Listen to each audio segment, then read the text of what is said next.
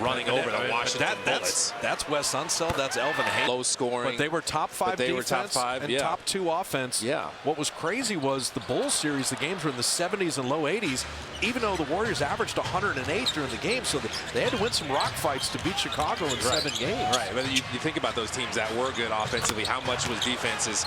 You get Kamara knocking down the 3. How much was defense the thing that sparked their offense? Right. How much did they get offense off of their defense? But it was unusual to play 10 guys. And that's what Alvin did, as Charles said, to make sure everybody felt a part of the team, but also the depth wore teams down. Yeah. And obviously they all had so much respect for Al Attles as their coach, especially after he showed he has their back. Oh, like he was did. the best. Murray driving. Horford just keep clinging off the glass. Warrior lead at 1. They're shooting it at 47%. They're making it a little tougher for the Blazers to score at the rim. And we've seen a little bit of everything from the Blazers.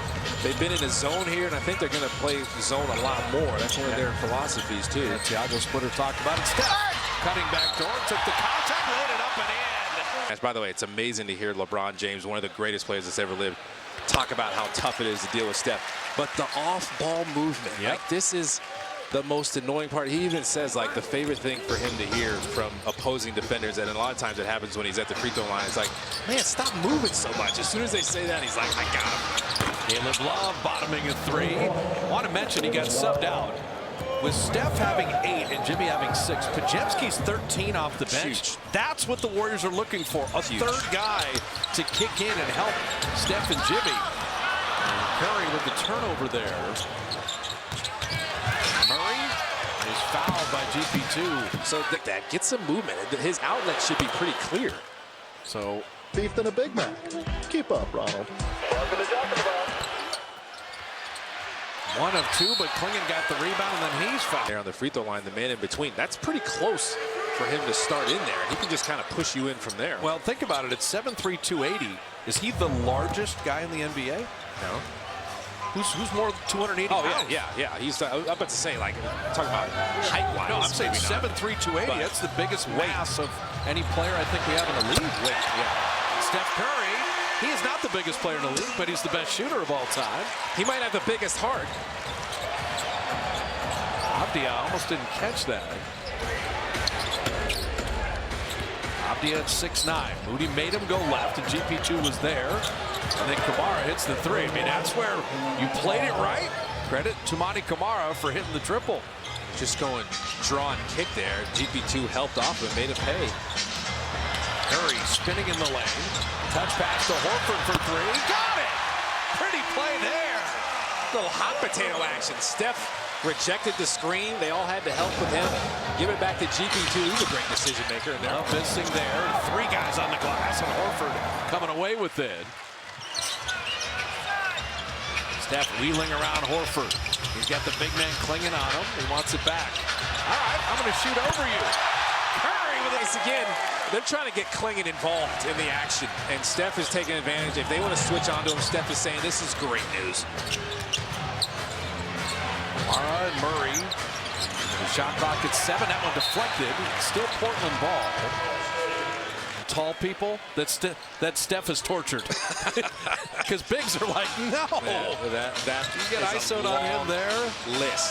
Long list. Klingon, skillful. He's got some game in there. And he won 2 championships at UConn. He was the center that kind of handled everything inside. And more bigs are getting so much better when it comes to short rolls and having game not rolling all the way to the basket, pulling up, push shots. Mid-range like that, too. There's the relocate for Steph. Draymond set the screen. That is beautiful Warrior basketball. Those guys have been doing it for 14 years together. There is nothing better. And that's one of the reasons Steph is so lethal off the ball, because you got guys like Draymond Green, telepathic communication. Caleb Love gets his own rebound on the 3 and then draws the foul. That's my idol. That's awesome. 9-year-old kid listening to Bill King on the radio for Game 7. It's one of my, and on my birthday, it's like one of the greatest memories of my life. It's a good birthday gift. Although 83-79, there were a lot of misses in that game. You gotta keep defending it. See what happens. Someone will break free offensively. Warriors are in the bonus here. See if they can close this half straw. Steph overplaying it again. Save result. Curry's got 20. 15 to the corner. Did you see Klingon? He just threw up his hands like, what am I supposed to do? You put me on an island with this guy. I'm going to get worked. Draymond on Avdia. And then just that little touch. He fouled him, and You don't normally see that with a coach, but even Coach Kerr is like, man, this man is great. So Avdia out of Israel was the 9th pick by Washington, traded for Kispert and others. Yeah, he's averaging. He was the MVP of the Eurobasket. He was incredible. Averaging 26 a game. Like, you have career high all across the board last season, and you're not satisfied. Oh, Jimmy Butler, the spinning layup. So Jimmy Butler now completed the three-point play. He's got 9. Steph's got 20. Podziemski 13. Kamara 15, Klingon 13, and Avdia 11 to go with his 7 assists for Portland. He put Draymond on Avdia and then sent him through the defense. And Avdia all the way to the rim. He's got all that in his game. The step throughs, the Euro steps, the decel. He's got pods, AirPods, 1-foot decel, too. They're going to have to double team him in the second half. Yeah. I mean, his passing is great, but he's killing the Warriors right now. Podziemski. That's Steph. Play off of Steph and Draymond. That's what Brandon does best. Why wouldn't you set as many screens or cross paths with Steph as many times as you can? Because your defender's going to go with him. That's what happened there. So double team Avdia right there and come up with a steal. Send that second defender.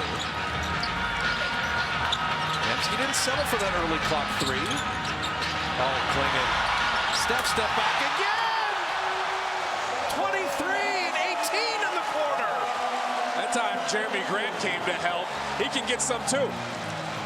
The Human Torch is lit and the flame burns on at home. Avdia down the lane.